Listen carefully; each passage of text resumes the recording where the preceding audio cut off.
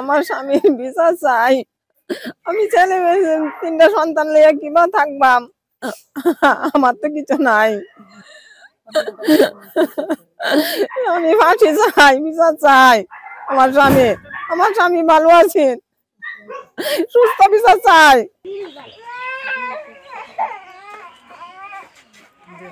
কালকে এনে মার্ডারটা এই জায়গায় হয়েছে, এইবারই সবাই কালকে 12টার দিকে মার্ডার হওয়ার পরে সবাই পলায় গেছে। না না না, এই বাড়িতে কেউই নাই। 12টার পরে মানে যখন শুনছে ওরা মারা গেছে তখন সবাই পলায় গেছে বাড়িতে। আঘাত কি হাতের মধ্যে করছিল না? হ্যাঁ হ্যাঁ, যে এই পাশ দিয়ে ওই বুকের মধ্যে গেল একবার। ওইটা ছবিও আছে, ওইটা এমন ওই ছবিটাও দে।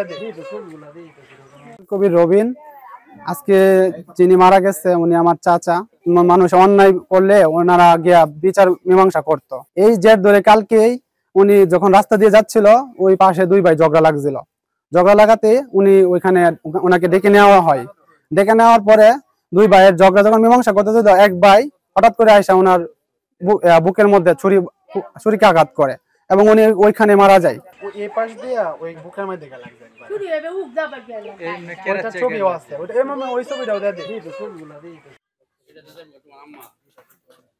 গতকালকে যে ঘটনা ঘটছে, আমার বড় ভাই সে আলম নৃশংসভাবে হত্যা করেছে। এটার দৃষ্টান্তমূলক শাস্তি চাই, আমরা বিচার চাই।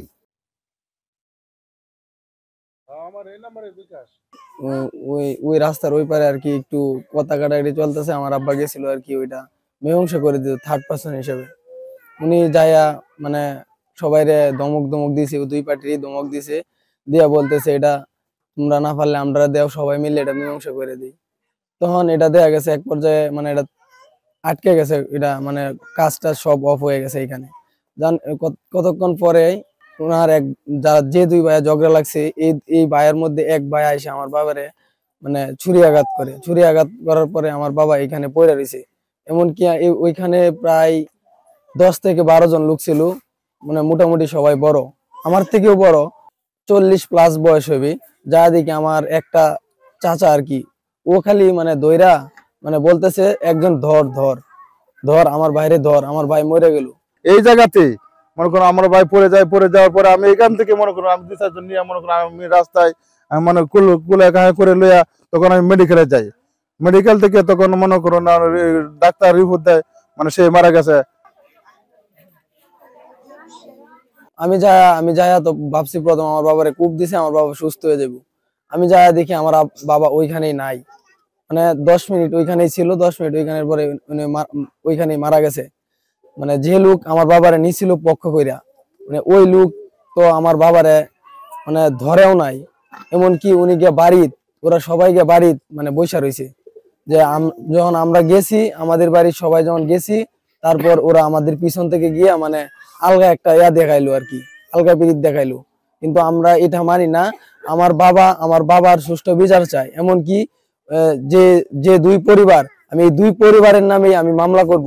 মানে ওই 2 পরিবারই আমার বাবারে ষড়যন্ত্র করে আমার বাবারে মারছে। মরহুম আলম সে আমাদের জাঙ্গালিয়া ইউনিয়নের 5 নং ওয়ার্ড বিএনপির সাংগঠনিক সম্পাদক ছিলেন। বাংলাদেশ জাতীয়তাবাদী দলের একজন সক্রিয় কর্মী ছিলেন। তাকে একটা অনাকাঙ্ক্ষিত ঘটনার মাধ্যমে তাকে খুন করা হয়েছে। তার মৃত্যুতে আমরা গভীর শোক জানাই। যারা হত্যাকারী তাদেরকে অবিলম্বে আইনের আওতায় আনে উনি দৃষ্টান্তমূলক শাস্তি আমরা দাবি জানাচ্ছি।